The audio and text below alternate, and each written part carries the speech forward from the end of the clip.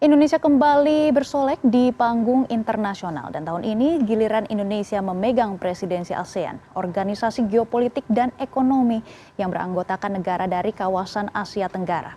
Bagaimana sejarah terbentuknya ASEAN dan bagaimana relevansinya saat ini? Kita lihat bersama.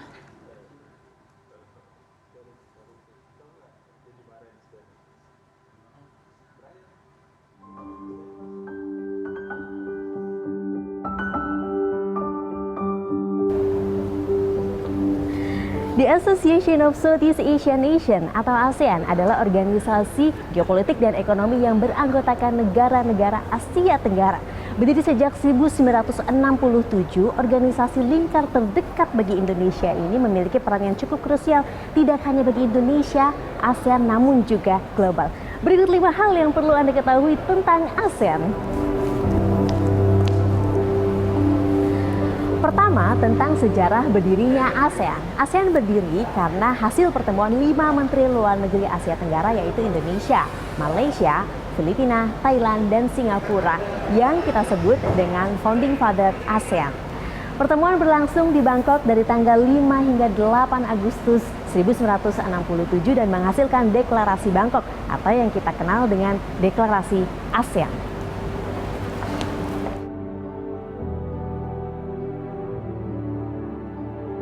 Lima menteri luar negeri yang menandatangani dokumen tersebut adalah Adam Malik dari Indonesia, Narciso Richa Ramos dari Filipina, Tun Abdul Razak dari Malaysia, Sinnathamby Rajaratnam dari Singapura, dan Thanat Khoman dari Thailand. Kelima wakil dari setiap negara itu kemudian dijuluki Bapak Pendiri ASEAN atau The Founding Fathers. ASEAN berdiri pada 8 Agustus 1967 dengan 5 negara sebagai anggota yaitu Indonesia, Malaysia, Singapura, Thailand, dan Filipina. Brunei Darussalam menyusul bergabung pada 8 Januari 1984 setelah lepas dari Inggris. 4 negara Asia Tenggara lain bergabung pada paruh kedua 1990-an, terutama setelah peperangan di Indochina berakhir. Vietnam bergabung pada 28 Juli 1995, Laos pada 23 Juli 1997, Myanmar pada 23 Juli 1997, dan Kamboja pada 30 April 1999. Anggota ASEAN menjadi 11 negara setelah negara termuda Timor Leste masuk pada 11 November 2022. Adapun Sekretariat ASEAN dibentuk pada 24 Februari 1976 oleh Menteri Luar Negeri ASEAN. Berada di Indonesia, yakni di Kebayoran Baru, Jakarta, gedung Sekretariat ASEAN diresmikan oleh Presiden Soeharto pada 9 Mei 1981. Saat itu, pertimbangan pemilihan Jakarta sebagai kantor Sekretariat ASEAN antara lain adanya konsensus di antara negara-negara pendiri ASEAN, Indonesia merupakan negara terbesar dan berpengaruh di Asia Tenggara. 56 tahun sudah ASEAN berdiri. Bagaimana kabar ASEAN dahulu dan saat ini? Menurut Guru Besar Politik Internasional Universitas Pelita Harapan, Alexius Jemadu, ASEAN telah mengalami perubahan besar akibat faktor internal dan eksternal. Misalnya dari lingkungan internal dulu, sekarang terjadi keragaman tipe rejim politik di dalam ASEAN ya. Ada yang terbuka sekali, demokrasi seperti Indonesia, katakanlah Filipina, tapi juga ada yang di bawah pemerintahan militer. Kita ambil contoh misalnya Myanmar, juga ada Thailand, juga masih dikuasai militer. Nah ini perbedaan internal di kalangan ASEAN, jadi makin beragam tipe rejim politiknya. Yang kedua juga adalah perkembangan pembangunan ekonomi di dalam negara-negara ASEAN sendiri, di mana mereka sekarang bersaing secara ketat untuk memperebutkan pangsa pasar di luar mereka. Terutama dalam hal ini saya pikir mereka bersaing untuk memperebutkan pangsa pasar ke Tiongkok, ya, dan juga memperebutkan peluang investasi yang ditawarkan oleh negara-negara luar. Nah, itu dari internal ASEAN. Dari segi eksternal juga terjadi perubahan kebangkitan Tiongkok secara ekonomi dan militer yang pasti juga berdampak ke negara-negara ASEAN, terutama melalui proyek Belt and Road Initiative (BRI), ya, juga berbagai tawaran ekonomi yang diberikan oleh negara Tiongkok, ya, financing, mereka punya infrastruktur, ya, mereka punya proyek pembangunan. Nah, ini perubahan di lingkungan internal dan eksternal inilah yang membuat ASEAN sekarang ini tantangannya makin kompleks.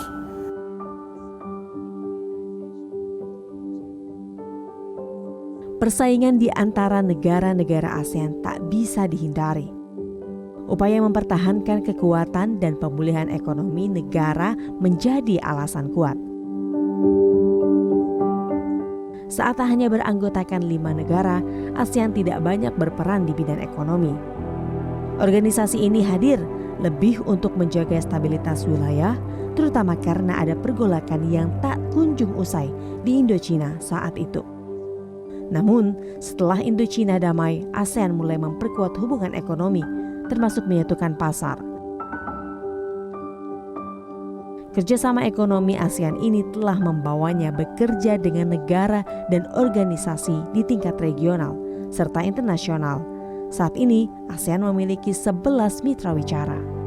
Selain melalui mekanisme kerjasama ASEAN Plus One, ASEAN menjalin dialog dan kerjasama dengan organisasi kawasan dan internasional seperti Community of Latin American and Caribbean States, Gulf Cooperation Council, Mercado Común del Sur, Common Market of South Economic Cooperation Organization, South Asian Association for Regional Cooperation, and Pacific Alliance.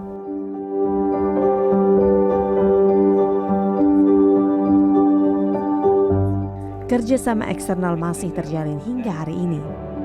Selain gencar menjalin hubungan eksternal, di hadapan para pemimpin ASEAN dan beberapa negara sahabat, Presiden Joko Widodo menekankan ASEAN harus menjadi poros kawasan damai. Indonesia's chairmanship, we will make ASEAN matters epicentrum of growth. ASEAN must become a peaceful region and anchor for global stability. Consistently uphold international law and not be a proxy to any powers. Pada konferensi tingkat tinggi di Phnom Penh, Kamboja, November tahun lalu, Timor Leste menyatakan akan bergabung sebagai anggota ASEAN. The ASEAN Handshake. Sebelumnya, anggota ASEAN sepakat memberi status pengamat kepada Timor Leste. Hal itu berarti Timor Leste akan mendapat hak untuk menghadiri semua pertemuan ASEAN dan sesi KTT. Dan untuk pertama kalinya, Menteri Luar Negeri Timor Leste Adil Magno menghadiri forum Menteri Luar Negeri ASEAN yang diselenggarakan di Gedung Sekretariat ASEAN Jakarta, Indonesia. It is a crucial stepping stone in our long journey to join the big family of ASEAN community. We are moving confidently towards realizing our dream to share the vision of ASEAN, one vision, one identity, one community. Selain Indonesia menjadi ketua ASEAN, sedikitnya 2 konferensi tingkat tinggi atau pertemuan tingkat leaders ASEAN akan diselenggarakan, yaitu di Labuan Bajo pada Mei dan di Jakarta pada September mendatang. Tim Liputan, CNN Indonesia.